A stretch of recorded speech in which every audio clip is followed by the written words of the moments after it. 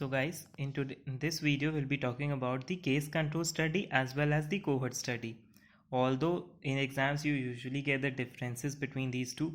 Difference I have not discussed because you can see it in the book also. I need to describe these two topics because no one bothers to study it from the book. So case control study is a retrospective study. Now retrospective refers to you will go back in time. मतलब disease पहले से हो चुका है, आप उसकी study करेंगे अब, ठीक है. तो इसके फीचर्स क्या होते हैं? तो both exposure as well as the outcome has occurred before the start of the study, ठीक है. तो आपने जो मान लीजिए फूड पॉइजनिंग का केस है, तो फूड भी मिल चुका है बच्चों को, मतलब एक्सपोजर भी हो चुका है उसको और डिजीज़ भी आ चुका है, उसको पॉइजनिंग हो चुकी है, ठीक है. So both the exposure and the outcome have already occurred before the start of the study. Now this study proceeds backwards in time, ठीक है. So you will go from effect to cause. How to remember which study goes in from effect to cause and which goes from cause to effect? If you see this case control study, in case you will find the last letter is E. So it goes from effect to cause. See, from पहले effect आएगा फिर cause आएगा, ऐसे याद रखा करो, ठीक है. This is not a very good way, but you can remember it because someone is saying this.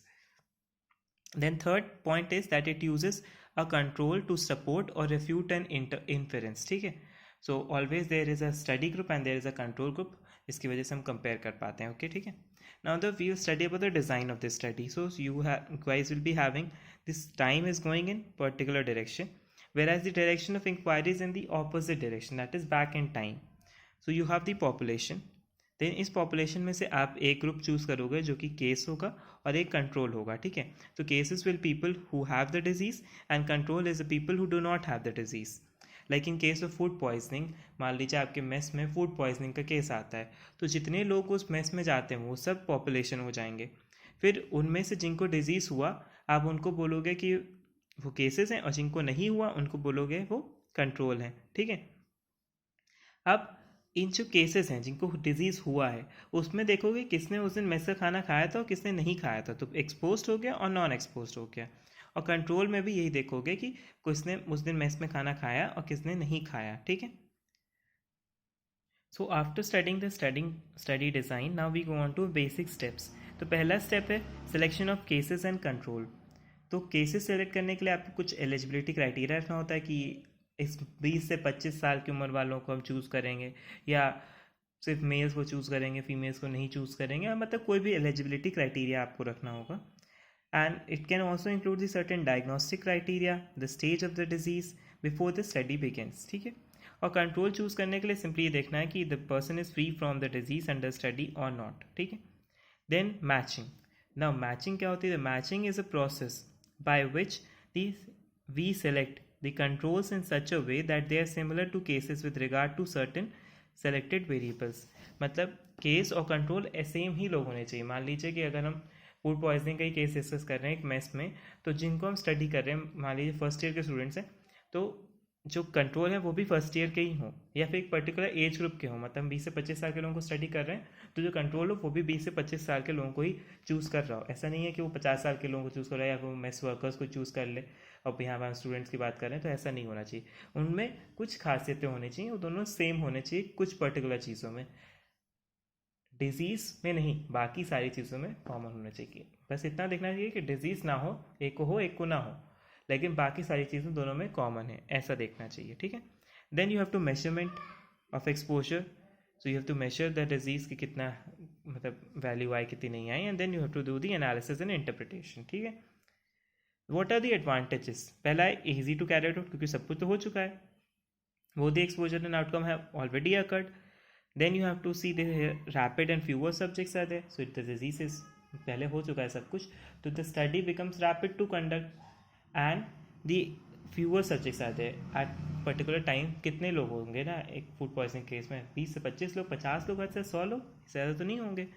Then there is no problem of attrition. Attrition मतलब होता है लॉस्ट फॉलोअप. क्या होता है कि मान लीजिए हम स्टडी कर रहे हैं, बीच में किसी ने छोड़ के चला गया उस स्टडी को, तो हमें दिक्कत हो जाती है. इसमें क्या है, छोड़ के जा ही नहीं सकता भाई, पहले से हो चुका है उसको. The disease is already occurred, where he will go, चला भी जाता है. So what is the problem, ठीक है.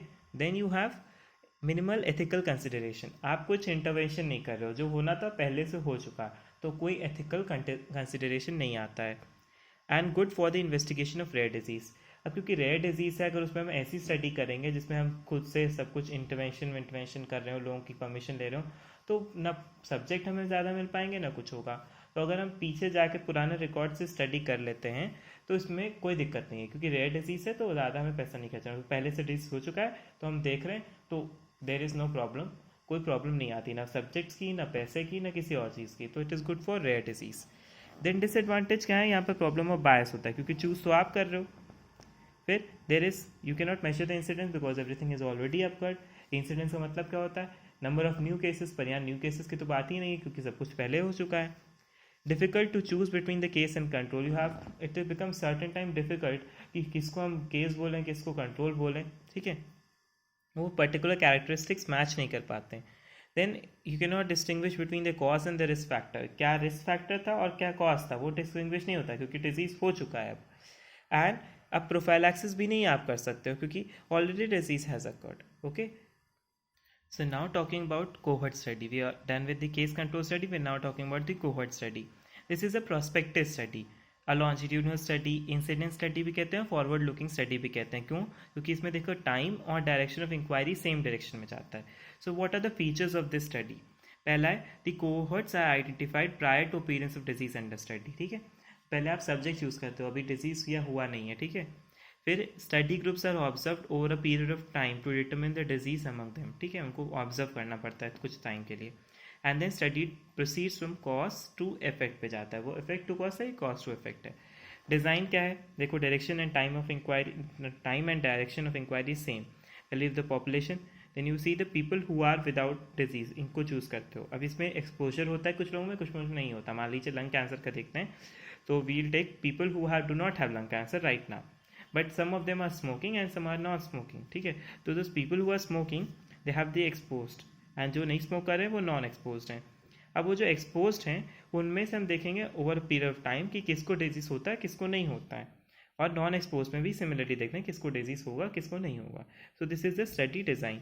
टॉकिंग अबाउट दी स्टेप्स, सबसे पहला स्टेप है selection of study subjects, that is you have to subjects of the cohorts are usually assembled in one of the two ways, either you choose them from the general population or you select a group of population that can be readily studied.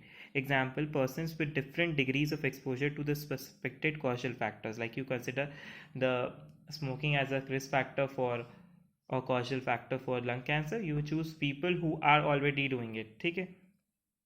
Then second step is obtaining data on exposure. So information about the exposure can be directly obtained from the review of the records or the medical examination. You can do something things, इनको test कर सकते हो आप लोग, या environmental survey कर सकते हो, ठीक है। Then next step is selection of comparison group. So the comparison is now of three types: internal comparison, external comparison, and comparison with general population rates.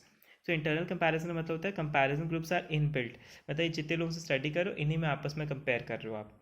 External comparison होता है कि जब आप स्टडी इनमें कर रहे हो कंपेयर किसी दूसरी पॉपुलेशन में कर रहे हो जो कि सेम रिस्क फैक्टर से एसोसिएटेड है, ठीक है।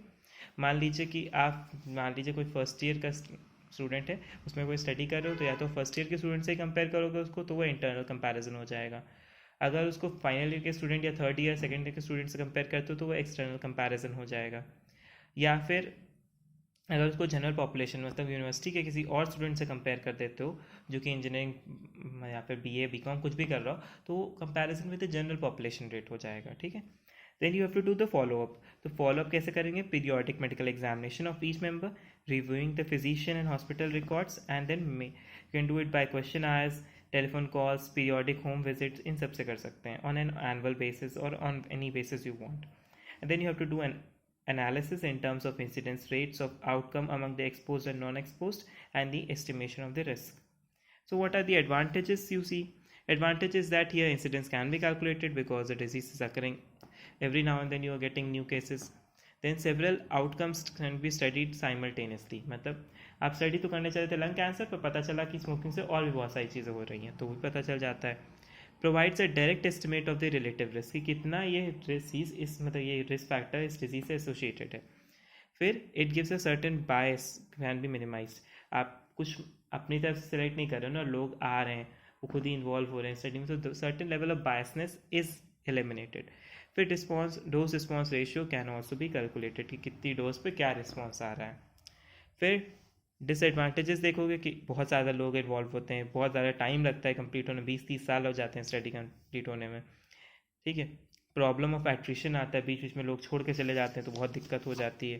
फिर ये एक्सपेंसिव भी है, और अगर मान लीजिए डायग्नोसिंग स्टैंडर्ड्स चेंज हो जाएंगे तो फिर आपकी स्टडी बीच में अधूरी रह जाती है। जैसे हाइपरटेंशन का आए दिन चेंज होता है, डायबिटीज़ का आए दिन चेंज होता है डायग्नोसिंग स्टैंडर्ड्स। तो अभी आप कह रहे थे ये है, अभी कह रहे हो वो कर रहे हो, तो बहुत डिफिकल्ट हो जाता है इस तरह की स्टडीज़ को करना। Largest cohort study which has been done till date is the Framingham Heart Study. You can study it from the book. So this was all about the cohort study and the case control study. Basically, you get the differences between these two, but it was important for you to understand the core concept of these studies.